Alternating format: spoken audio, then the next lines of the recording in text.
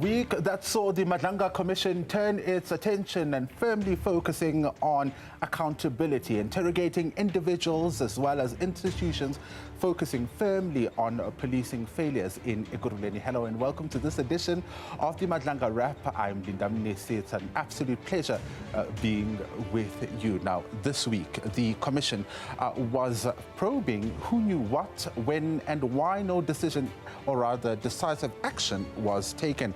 And first in the hot seat was Ekurhuleni's head of legal services, that's Kemi Behari. He came into the spotlight after senior EMPD officers accused him of protecting suspended Deputy Police Chief Julius Mkhwanazi. Now, it all stems from a December 2023 report of the Independent Police Investigative Directorate on the installation of blue lights on the vehicles of alleged criminal mastermind, that's Vusimuzi Cat Matlala.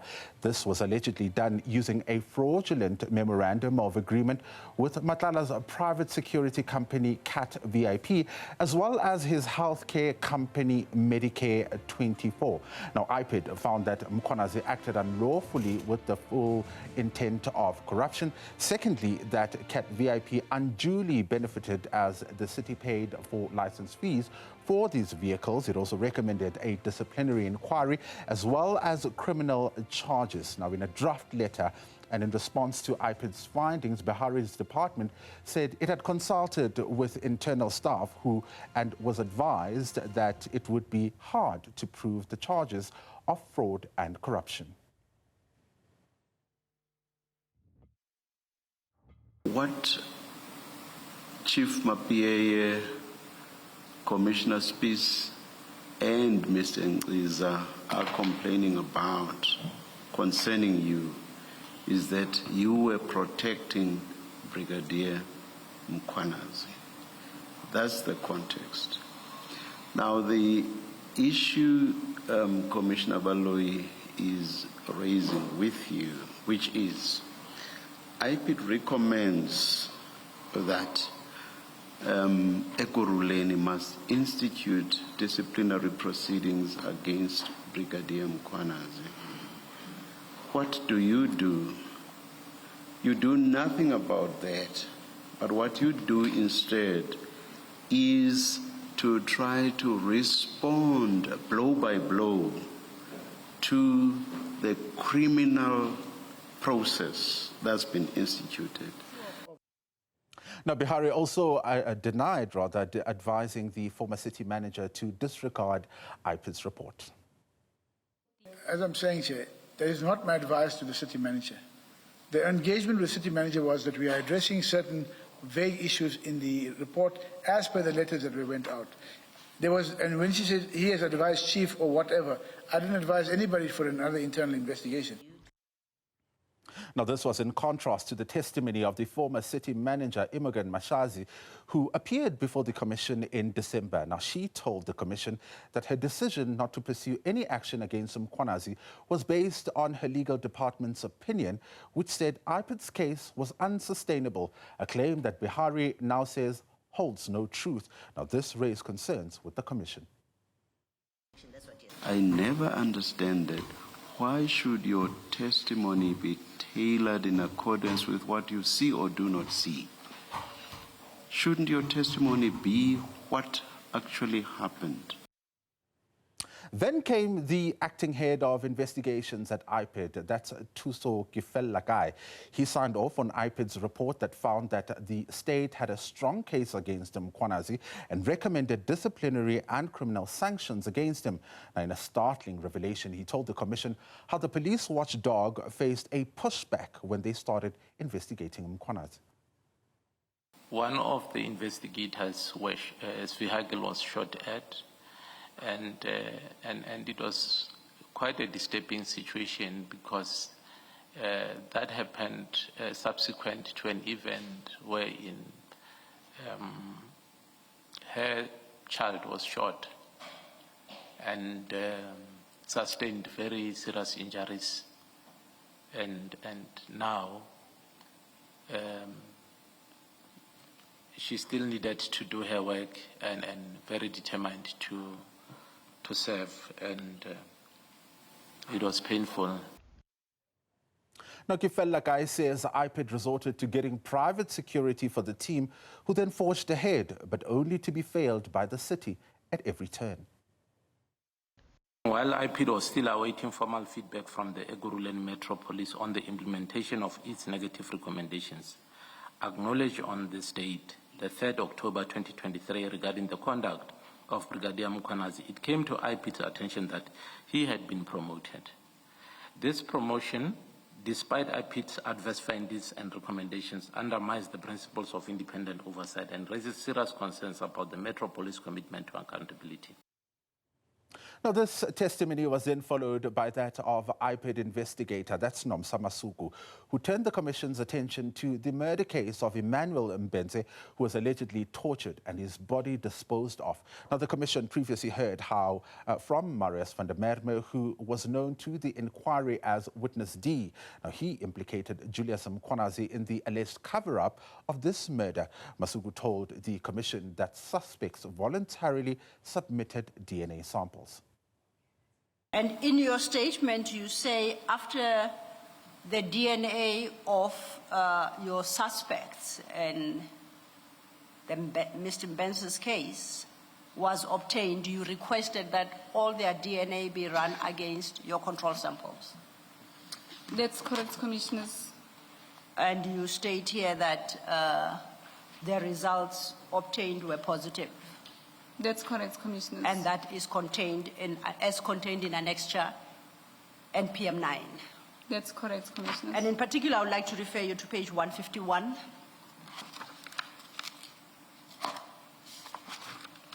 which demonstrates the comparison of what you call control samples and the investigation that was then conducted on the 14th of January 2026, as the report tells us at paragraph 3. And specific individuals are identified, or certain identities or specifications are set out therein. We don't have to read its detail. Is that the positive result that you speak of at your paragraph 61? That's correct, Commissioners. These are the positive results that came out. Now, she also told the Commission that van der Merwe, who is known to the Commission as Witness D, couldn't be classified as a Section 204 witness. We know Mr. van der Merwe was killed on the 5th of December 2025. That's correct, Commissioner. So you are saying, as at the date of his death on the 5th of December, he was not what we normally refer to as a Section 204 witness. He hadn't been so declared. No, he was not a Commissioner. He was still a suspect. He was still a suspect. Yes, that's and correct. That is because it's a determination that can be only made by the NDPP? That's correct, Commissioner. It's not in your space to declare him or anyone such a witness. No, we don't have that authority to do that. But even though, Commissioners, if I can just comment a bit on that, a Section 204 witness must tell all the facts of the matter that happened, even if it incriminates him. Yes. But Marius didn't tell all the facts. So for me, he was not going to be declared as a Section 204 witness because he didn't tell all the facts. When he came to the Commission, he added more information that he never told us. Yes. And then that information that was on the Commission, going back to my case docket, I realized that, yes, this is what transpired because I've got some proof to refer to. Then he was not going to be declared as a 204 witness. Okay. Yes, he was not honest enough. Now, Masuku says she feared for van der Merwe's life and her own, telling the Commission about how she and her children had been shot at while in a car during the investigations into the Mbenze murder. Now, lastly, the Commission heard from IPID's Assistant Director, Thulani Magagula, who not only testified about the Blue Light saga, but also the Putfontein case that involved allegations of EMPD's involvement with a stolen truck. In your view, considering that by that time EMPD was armed with the complainant statement made to EMPD. Less than 2 weeks later, EMPD had obtained the statements of the implicated officers and also regard being held to the content of their respective statements. Was that not sufficient for EMPD to trigger its own internal processes and start an disciplinary investigation, as you say at paragraph 85 at the bottom, that all these institutions do not require a directive from IPID to institute their own disciplinary investigations? Where the institution becomes aware of the relevant facts, they act on them through their own internal processes. Yes, they have enough evidence to start their own disciplinary action. Even before I took over the investigation, they have all the facts. Because this person who obtained this statement works in that unit, which takes disciplinary action against members. Because it says, if you look at the top, integrity and standard. So this person is from that unit. So here they were supposed to have taken, they are aware even before IPID knew about this matter. Well, could this be a point of institutional failure rather than isolated errors? Well, after the break, we look at the role of political oversight. Don't go anywhere. Welcome back and thank you for choosing to stay with us. You're still watching the Madlanga Wrap, where we make sense of the evidence we heard in this commission this week. Now, from testimony to responsibility and reform, the Madlanga Commission and all the revelations coming out of it were a big talking point at this year's State of the Nation address. My colleagues Ziyanda Ngobe as well as Vuyo Mvoko sat down with the Acting Police Minister Feroz Kashalia to talk about this. Take a look. Minister, we were speaking just before you got on air, and I was saying you came when things were hot on the block. There was that 6th of July briefing, which led to you sitting in this chair, in this particular position. We've heard from the various commissions and committees responding to that. And of course, there has been a level of shock about the state of our law enforcement agencies. But, you know, notwithstanding allegations against IPID, which is meant to be an institution that's a police watchdog. What is your assessment on that? You know, recently there was a statement regarding what seems to have been a lie, according to IPID, from KZN Police regarding 4 extortionists. How are you going to manage issues like that? Look, I will say this. I think the public, and that includes myself in a way, watching what's coming out of the Madlanga Commission. I mean, I was listening to the Brigadier, who has an important responsibility with forensics. Yeah. And I mean, explaining how she was receiving bribes from Kat Matlala, you know, a criminal who's in jail. Is just another indication of the extent of the problem. I think that the statements that were made by General Mkwanazi at the time, in detail, there are still areas that need clarification. But overall, the picture that is emerging is even more worrying. So we have a job to do. I have said from the very beginning, when there were others perhaps who were not as optimistic or enthusiastic about the appointment of this commission, is that this is a reset moment. The country is having an opportunity to see what's really going on. The lance of the boil in some way has been pierced. We are seeing what's going on, and we now have an opportunity as a society to discuss what needs to be done, what I've called a reset moment. What reforms are required in the South African Police Service and so forth. Now, I do want to say this.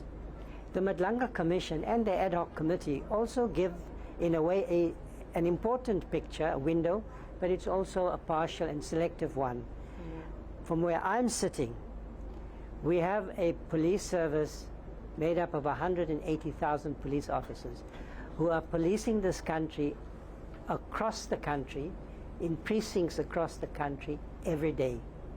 People who are doing their work, people who are working in a focused way, who are hardworking, who are honest, who respect their uniforms, who are committed to improving safety. So we have a lot to work with. We can build from here. There are problems that need to be addressed, but I don't think that we should be listening to the evidence that has been led in a way that defeats our spirit. We have a lot of work to do. Let's look ahead. Let's discuss what needs to be done, because I have the confidence that this country has the vision and the resilience and the people to learn from our mistakes and to move forward. Minister, sorry, Tavi. You know, I was going to ask, what can you do in the interim? But the President has directed you to put together a special investigations task team. Last week, the National Police Commissioner said that that task team would be beginning its work. Who's part of this task team? And are you confident that they are beyond reproach for this reset moment? So, I haven't yet had a briefing on the warm bodies that are part of that task team. What I've said to the Commissioner is I want to make sure that he selects the best, that the investigations are prosecution-led. So Andy Mutibi, the new DPP, is a part of that task team. They will be required to report to me, and I will be required to report to the President. Criminal investigations do take time, but the Commissioner has said that he will report in 3 months. Bear in mind that we have also instituted a disciplinary process. All 14, that's also the Metro people and the Ekurhuleni people, are now on precautionary suspensions.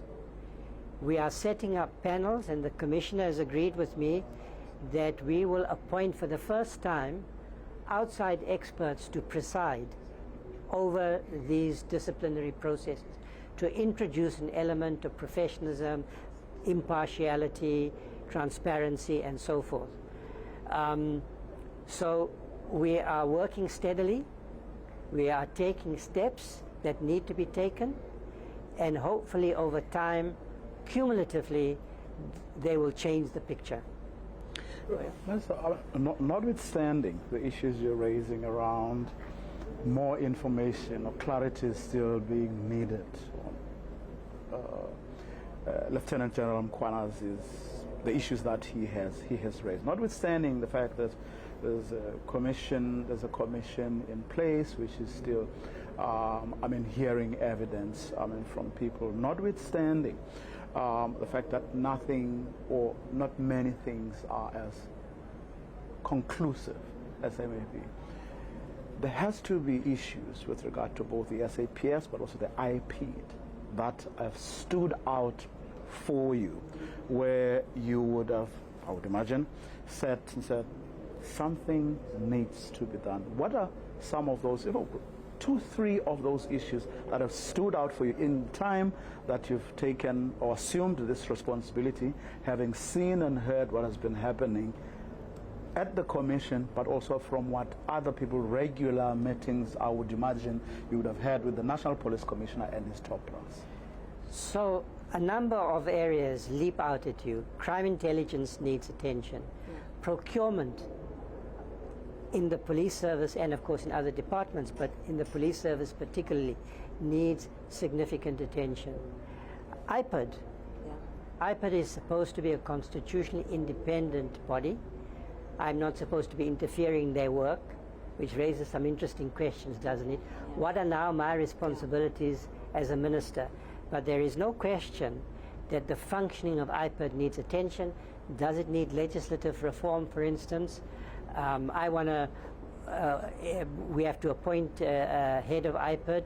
I want to make sure that all the appointments that we are now going to be making, including those of provincial commissioners. There are 3 provincial commissioners who have to be appointed. We have to appoint the head of IPID.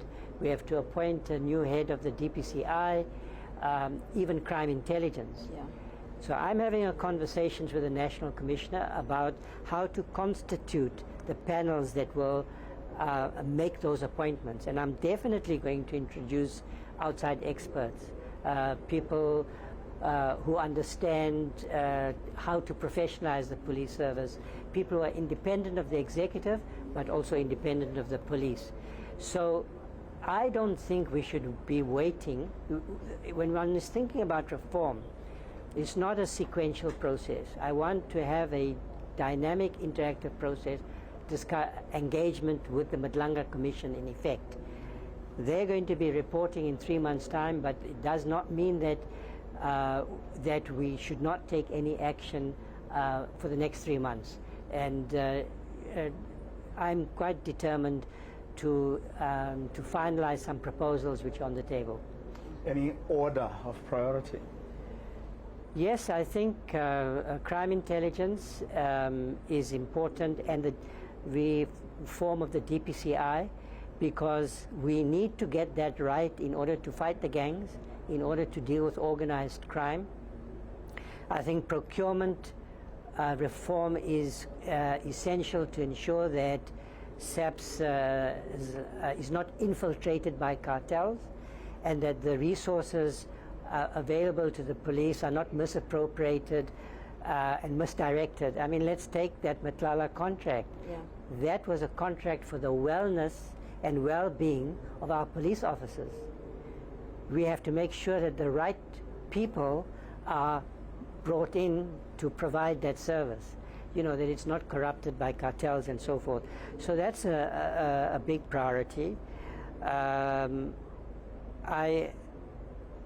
would say IPID's emerging, listening to the evidence needs attention. I think that the private security industry, there's also evidence of infiltration to the private security industry, the proliferation of guns. One area that I have a strong, it makes me angry, is the proliferation, the access to drugs. I've seen how it devastates communities. I come from a community itself that has been devastated by drugs. So this is something we have to deal with. Minister, very quickly, do you believe that the National Police Commissioner, given how in some of the testimony at the Madlanga Commission has shown, firstly, the infiltration, the alleged infiltration has been at a senior level, but also it would seem that the National Police Commissioner has been found wanting in his inability to take decisions and deal decisively with some of the internal squabbles between the top generals within the South African Police Service? Look, I think the National Commissioner has had a difficult job. There is no evidence before any of these inquiries that has led me to believe that the National Commissioner is not someone I can't work with. And I'm looking for all these reform initiatives to consult with him, to engage with him, to find a way forward with him, and where necessary to bring in support. Support for him, myself and for him. I'll give you an example. Yeah. The National Planning Commission made a proposal to establish a board. It's an important proposal.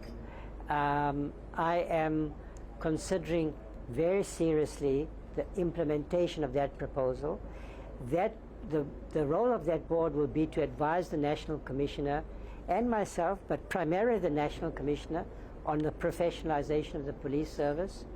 I'm looking at establishing, but I don't want to talk too much about it at this point, of a multi-stakeholder anti-gang monitoring capability in the ministry, because I need that kind of information in order to assess whether the police, in the implementation of the strategy that we've jointly developed, are implementing that strategy effectively. So those are just two other initiatives which I'm currently working on.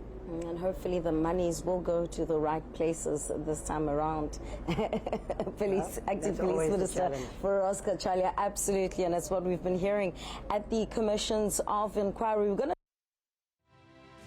All right, so after the break, we stay with what came out of the State of the Nation address relating to the Madlanga Commission. Stay tuned.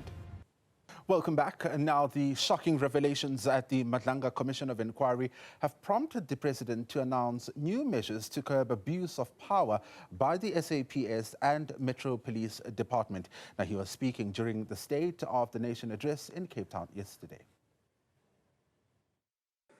This evening, we outline the work we must do, work that we must do together to build stronger communities and a stronger nation. We outline the work we must do together to build a South Africa that is more prosperous, more inclusive, and more peaceful, more united, and ultimately more equal. A stronger South Africa must be safe and secure. The cost of crime is measured in lives that are lost and futures that are cut short.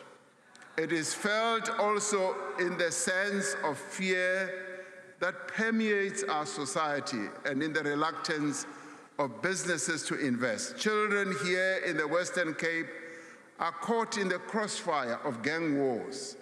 People are chased out of their homes by illegal miners in Kagiso, in Gauteng, Poba Mogale as well. Women are murdered by their partners in their homes. Building sites are shut down by criminals. This must and will change. Organized crime is now the most immediate threat to our democracy, our society, and our economic development. Our primary focus this year is on stepping up the fight against organized crime and criminal syndicates.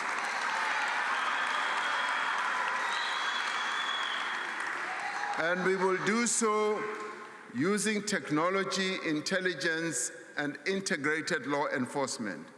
We will tackle organized crime by consolidating intelligence at national level, identifying priority syndicates, and deploying hand-picked multidisciplinary intervention teams focused on dismantling criminal networks.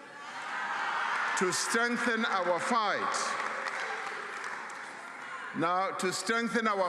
against gang violence, I will be deploying the South African National Defence Force to support the police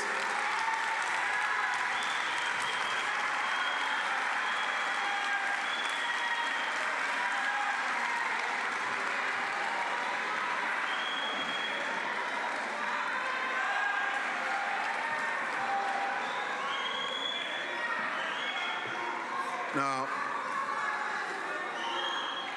thank you. As I said, I will be deploying the South African National Defence Force to support the police as we did to great effect with illegal mining. I have directed the Minister of Police and the SANDF to develop a technical plan on where our security forces should be deployed within the next few days in the Western Cape and in Gauteng to deal with gang violence and illegal mining. Now, as is required by the Constitution, I will inform the National Assembly and the National Council of Provinces regarding the timing and place of the deployment of our soldiers and what it will cost. We have to act to rid our country of gang violence. At the same time, we are implementing an integrated strategy to address the root causes of crime through coordinated interventions across society, from street lighting to access to social services. We are going to tackle gun crime by streamlining legislation, and regulations on licensing, possessing and trading in firearms and ammunition. We will increase enforcement of existing gun laws. We are putting more boots on the ground through the recruitment this year of 5,500 police officers, adding to the 20,000 new officers we announced previously in the State of the Nation address. We are also addressing the threat posed by the infiltration of illegal and counterfeit goods to South African jobs and industry. We are establishing a national illicit economy disruption program that brings together key state agencies and other stakeholders, including the private sector.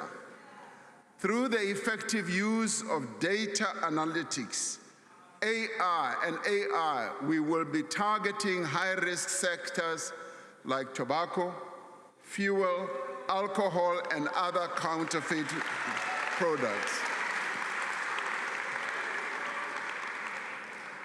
The hearings of the Madlanga Commission of Inquiry and the hearings that are going on in the ad hoc committee here have exposed rampant corruption in the SAPS and some metro police departments through the abuse of power. We cannot tolerate this.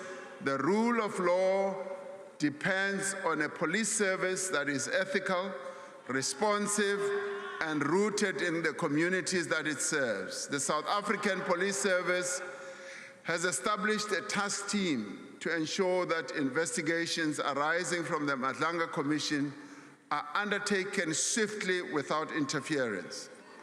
The State Security Agency will re-vet the senior management of the South African Police Service and Metro Police Departments. The vetting process will include lifestyle audits as well. As we have successfully done with previous commissions, we will use the recommendations of the Madlanga Commission to make far-reaching changes. We are determined that the Commission's findings and recommendations will lay the basis for a fundamental reform of our criminal justice system. We are confident that these efforts will succeed because the great majority of police officers are dedicated to upholding the law and diligently serving the people of South Africa. Now, drawing on the success of Operation Vulindlela in advancing economic reform, we will use a similar approach to establish a hard-hitting new criminal justice reform initiative. This will crack down on organized crime, on illicit firearms and trade, using a dedicated team to ensure that reforms are implemented across the system.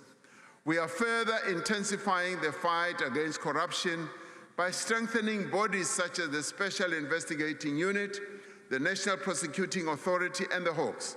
We will finalize government's approach to the recommendations of the National Anti-Corruption Advisory Council on the establishment of a permanent, independent, overarching anti-corruption body.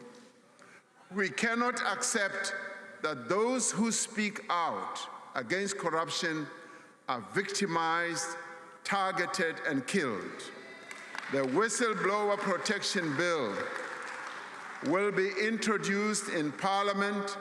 Among other things, this will criminalize retaliation and provide psychosocial, legal, and financial support to whistleblowers. And there will be a special focus on restructuring our procurement system with a view to ending corruption. The Auditor General reports that the majority of incidents of corruption originate in the procurement system. We cannot allow this cancer to continue, and we must therefore act.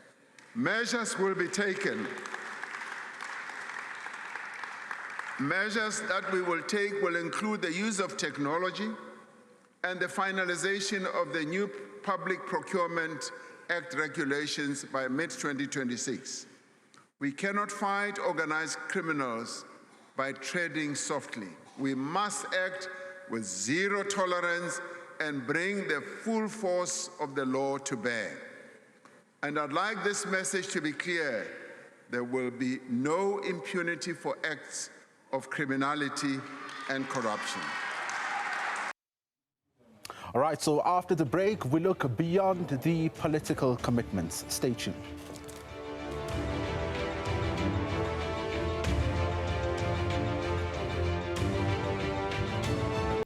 Welcome back, and thank you for choosing to stay with us. We'll now look beyond just the political commitments made by political heads and turn our attention to the solutions. And I'm joined now by Kemi Behari, who is a retired SAPS Major General. Kemi, thank you very much for your time. I mean, throughout the testimonies that we've been hearing at the Madlanga Commission, one can't help but look at the critical role that is played by IPID in the criminal justice system. Yes, indeed. I think a critical role that could not live out its full potential because of its gross under-resourceful, the fact that it was under-resourced, and that if one uses the Kabinda example, plain by sort of insipid undermining by if one sees what happened at what was testified in the commission, undermining of the work of the IPID by sleepers inside it for served other agendas, and primarily, if one should take the narrative as it is from another side, to undermine the head of IPID and its work and protect other parties IPID were investigating. So yes, it's an important role, but despite that, I think one should applaud that its cases has reached court despite those challenges.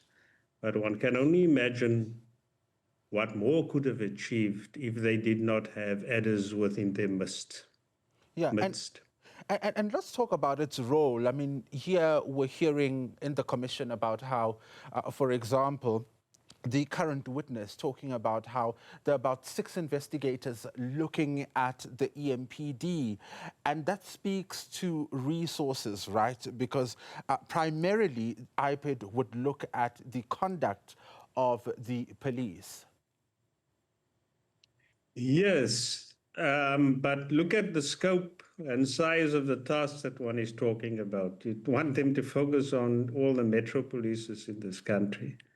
We want them to focus on corruption within the SAPs, particularly high-level corruption, which demands an entirely different approach. And here I want to actually argue for something different. One is, if one looks at the fact that the evidence at the Madlanga Commission seems to suggest that we have syndicates within the police. We have organized crime groups operating within the police. If that is true, ICAP must be equipped to not only to develop criminal enterprise-orientated investigations, project investigations, which are long-range in its focus and requires more than just detectives to tackle it over a long range, to break down and dismantle the syndicates within the police. It would require treating those syndicates just like we treat any gang on the Cape Flats. Build strong poker cases against them, treat them as criminal conspiracies and enterprises. Look at the illicit revenue kind of streams and move towards taking down those structures with all the assets and all the beneficiation that comes with it. Now, that is more than just getting a collection of cases against individual people. That is actually looking at those groups in the police as criminal enterprises. We have found several evidence of that consistently in the crime intelligence secret fund abuse, consistently in the firearm registry system throughout the years, where we have had a high level of syndicated corruption. Consistently in the supply chain environment, there's a case I remember when I last left where there were generals and brigadiers from about 4 provinces who are still coming to trial for scams that they ran from, as minor as the vehicle identification stickers and those things, and corruption and tenders involved there, to various other forms of supply chain firms. So yes, we're not dealing with individuals, we're dealing with syndicates, and we must approach it and use the Provincial of Organised Crime Act effectively. And IPID should now graduate towards handling POCA investigations against police leadership involved in these things. We'll come back to capacity shortly, but I want us to look at the evidence that's coming out of the Commission about how, for example, the city, the Ekurhuleni city, failed really to act on the recommendations of a report that came from IPID. As a retired Major General, talk to us about how seriously the recommendations of IPID are taken, because some of the complaints are that, the recommendations are not binding, so therefore, institutions like the city of Ekurhuleni would not necessarily feel the need to act on them. If the recommendations is underpinned and equipped with and supported by actual evidence or a prima facie case to be answered for by parties in the Metro Police, then it's more than just recommendations on its own, divorced from evidence. It means that if there's a failure to act on the part of the JPMD against the syndicates in their own ranks, then their actions are tantamount to defeating the ends of justice. I think we should take it that seriously, not look at it only as another disciplinary infringement of being negligent to execute a duty, but it actually involves criminal liability in terms of defeating the ends of justice with failure to act on evidence-based recommendation. But does that also speak to legislative gaps in the IPID Act itself? Because if institutions are to act on the recommendations by IPID, then it means there must be legal recourse, there must be legal consequences to not acting. No, look, I don't see whether you're in the JPMD or you're the management of the police who are corrupt. You're no different from the hard living gang on the Cape Flats. I don't see any difference. A crime is a crime. A syndicate is a syndicate. A organized crime group is an organized crime group. You target them the same way and you deal with them the same way. It doesn't make any difference whether they're in the police. So let's not try and develop separate protocols here or allude to the fact or play into separate. One thing I find concerning, it's probably the reason why we also here, is precisely because we follow separate protocols and processes than when we're dealing with gangsterism outside there or syndicates outside and gangsters inside the South African Police Service or criminal syndicates within our ranks. There is absolutely no difference. And I think we need a more aggressive posture this is what Madlanga Commission says. We need to treat everybody the same under the law. Yeah. We need a more aggressive posturing. And if they have the evidence, just go and arrest the people. Yeah. If there are criminal allegations that support your recommendation, arrest them and let the police sort out the disciplinary, or the JPMD sort out the disciplinary processes that come with it. Yeah, you speak about, if there's investigation or if there's evidence, then evidence must be acted on. And one of the things that was highlighted here was how IPID lacks its own forensics department and they rely on the SAPS. These are the same people that they would be investigating. So how does that then muddy the waters? I think when we heard the evidence of the ballistic experts, for example, just taking it technical, we found contradictory reports. We found allegations of deliberate, it seems, if it is true, misrepresentation of our analysis results. You know, and to me, it is a valid concern, okay? But I don't think, in the way we work with forensics, we must try and keep the scientific analytical process as independent as possible from the investigative process. Yeah, let's talk about... Now, what we must therefore look at is the following model, okay?